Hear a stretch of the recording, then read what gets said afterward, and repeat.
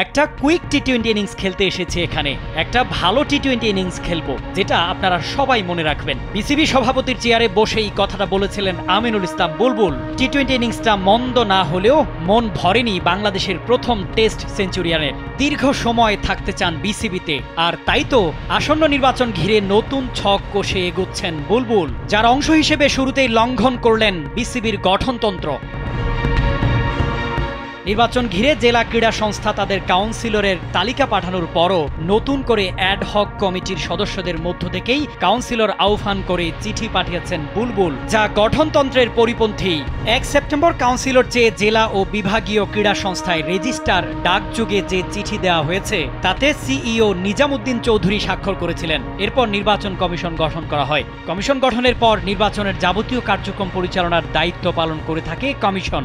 তবে সবাইকে চমকে দিয়ে 18 সেপ্টেম্বর বিসিবি সভাপতির স্বাক্ষরিত একটি চিঠিতে নতুন করে অ্যাডহক কমিটির সদস্যদের থেকে কাউন্সিলর চাওয়া হয়। এতে বিব্রত ক্রীড়াঙ্গনের সবাই। জাতীয় ক্রীড়া পরিষদের বাধ্যবাধকতার কথা উল্লেখ করা হয়েছে চিঠিতে। যদিও উচ্চ আদালতের নির্দেশনা ও বিসিবির বিদ্যমান গঠনতন্ত্রে কাউন্সিলর মনোনয়ন, নির্বাচন পরিচালনায় এনএসসির হস্তক্ষেপের সুযোগ নেই বলে জানান সাবেক পরিচালক চট্টগ্রামের সংগঠক সিরাজউদ্দিন মোহাম্মদ আলমগীর। বিসিবির প্রথম চিঠি পেয়ে গত 14 সেপ্টেম্বর নারায়ণগঞ্জ জেলা ক্রীড়া সংস্থার 7 সদস্যের অ্যাডহক কমিটি নিজেদের মধ্যে আলোচনার পর 2/3 ভোটে Narayanganj chamber of commerce and industries এর সভাপতি মোস্তাফিজুর রহমান ভূঁইয়ার নাম কাউন্সিলর হিসেবে পাঠানো হয়। সেটি বদলে অ্যাডহক কমিটির মধ্যে থেকেই নাম পাঠাতে বলা হয়েছে নতুন করে। আরও অসংখ্য জেলার সঙ্গেই ঘটেছে এমন ঘটনা।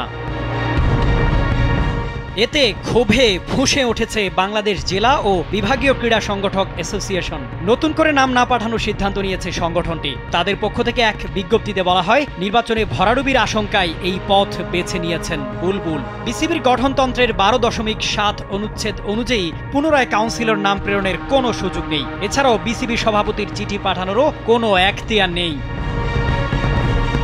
নির্বাচনে প্রভাব খাটানোর ব্যাপারটা তখন স্পষ্ট হয়ে যায় যখন কিনা ঢাকা বিভাগীয় ক্রীড়া সংস্থার নতুন অ্যাডহক কমিটি থেকে সাবেক অধিনায়ক মোহাম্মদ আশরাফুল ও আম্পায়ার সাথীরা জাকির জেসিকে সরিয়ে বিসিবি সভাপতি আমিনুল ইসলাম বুলবুল ও সহ সভাপতি নাজমুল আবেদিন ফাহিমকে আনা হয়।